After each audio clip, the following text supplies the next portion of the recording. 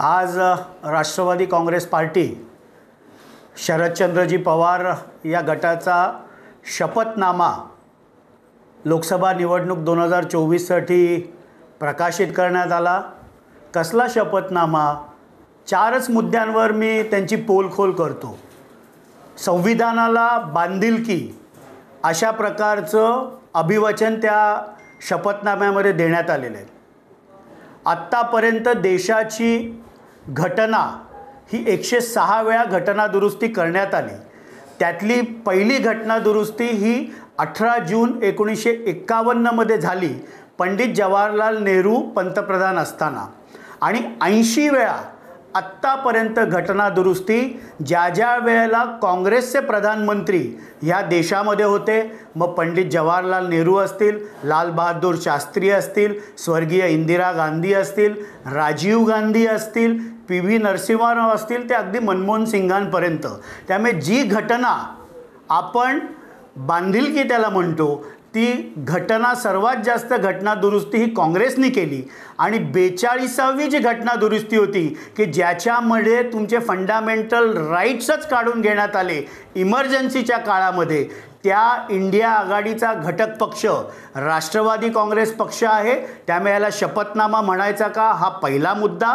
दुसरा मुद्दा, 10 वर्ष केंद्रामध्ये कृषी मंत्री असताना आपल्याला स्वतंत्र आयोग शेतकऱ्यांसाठी करण्याचं आठवलं नाही, ज्याच्यामध्ये केंद्राचा हस्तक्षेप नसेल। आज आपण MSPवर बोलता, पण सर्वात जास्त MSP देण्याचं काम हे पंतप्रधान नरेंद्र मोदी साहेबांच्या कार्यकाळामध्ये झालं।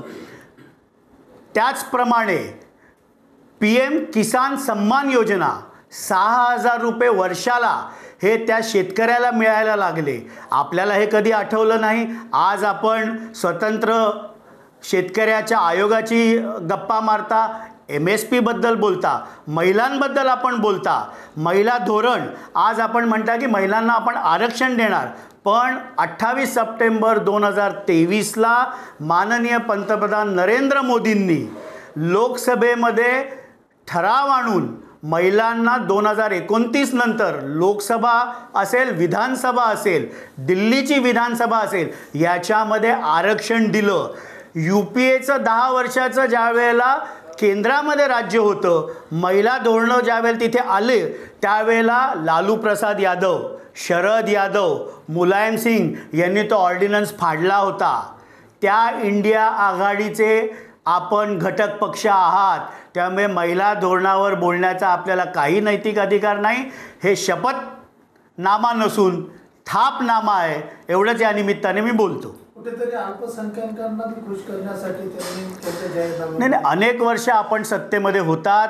आपण आज आपल्याला शेतकऱ्याची आठवण आली, आज आपल्याला महिला धोरणाची आठवण आली, आज आपल्याला अल्पसंख्याक समाजाची आठवण आली। त्यामुळे इंडिया अलायन्सच्या आघाडीमध्ये आपण घटक पक्ष असताना हे कसं काय साध्य होणार, हा माझा त्यांना थेट प्रश्न आहे।